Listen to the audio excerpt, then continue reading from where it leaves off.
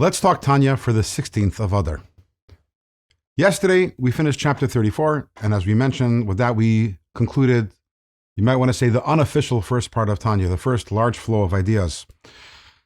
And maybe we could put it this way. We talked about the what, the when, the who, and the how.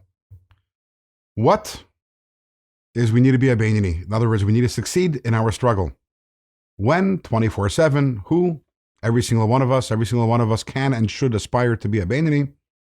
And how, we were given two paths, the long way, the short way, and also we were told about the important role that simcha, positive emotions, playing in being able to accomplish this.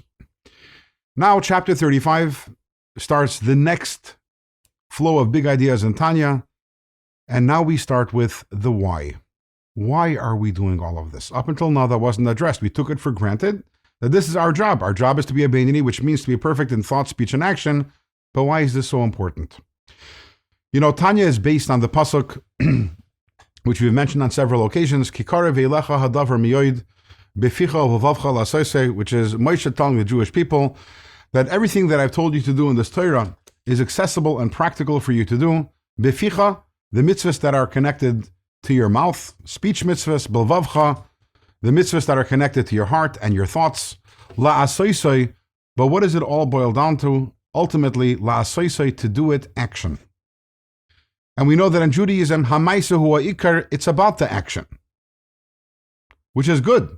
Why? Because as we mentioned, that's really where all of us can excel, in the area of action. We can't necessarily change ourselves, our insides and our feelings, but our action we can control. So it's good that Judaism is about action.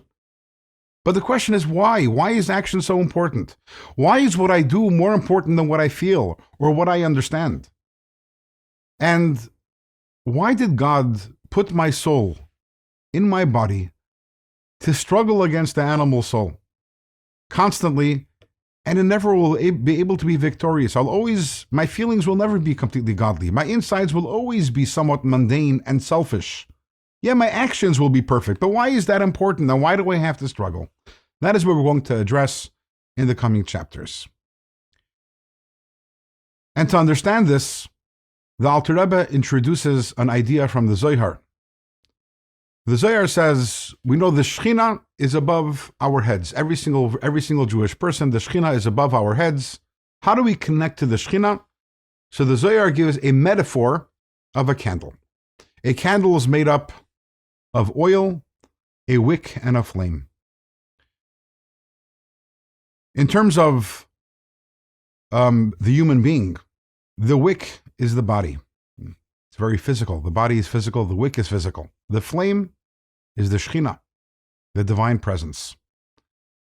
The oil, what is it that keeps the wick connected to the flame? What keeps the body connected to the Shechina? That is good deeds, mitzvahs, action mitzvahs. In order for us to stay connected to God, to the Shechina, we need to do action mitzvahs. Understanding this metaphor, understanding this parable, will allow us to understand just why it is that in Judaism, Maisa, action, is so important, and we'll continue on this tomorrow.